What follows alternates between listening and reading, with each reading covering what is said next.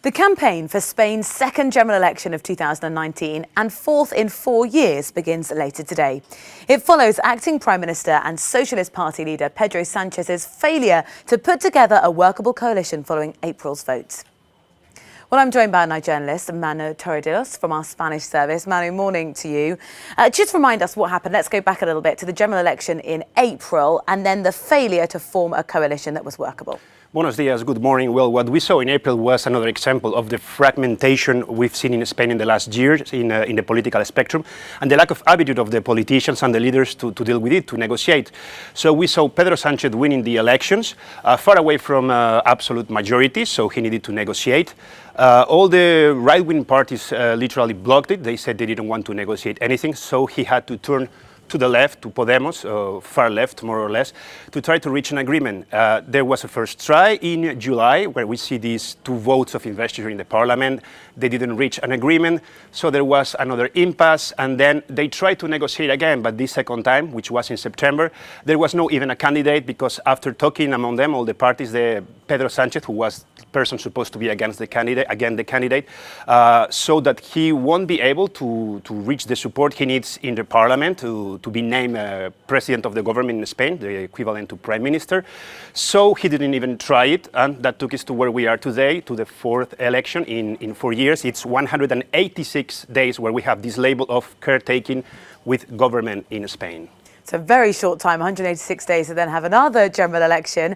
The stroke of midnight tonight, that's when campaigning starts. But the election's only actually in about a week and a half. It's a very short period to get that campaigning done. Yeah, we had a reform actually from the elections that came in 2015 and 16, when we have this repetition of the elections. So we had this reform to try to save some money. So, for example, the campaign time was halved. So we have 8 days this time. It starts officially at midnight, although we have some events of pre-campaign and we'll have big rallies this evening. And there were other measures like less public funds for the parties, less free time on air, advertising on TV, for example. And they also wanted to facilitate the vote for the expats. So people like me who live abroad, we don't have to ask officially for the vote again, as we did it in April. So we will have the documents sent to our homes instead of going again through this thing, which is sending an envelope to ask for the documents, so they send it to you. So they did it to try to save some money. Nevertheless, we've seen in the Spanish desk that the price for this election is going to be about 175 million. So obviously it's still quite high. Of course, one issue that is going to be so central to this election is that issue of Catalonia. And we've seen that days and days of often violent protests in the region. How might this election be sold on that issue?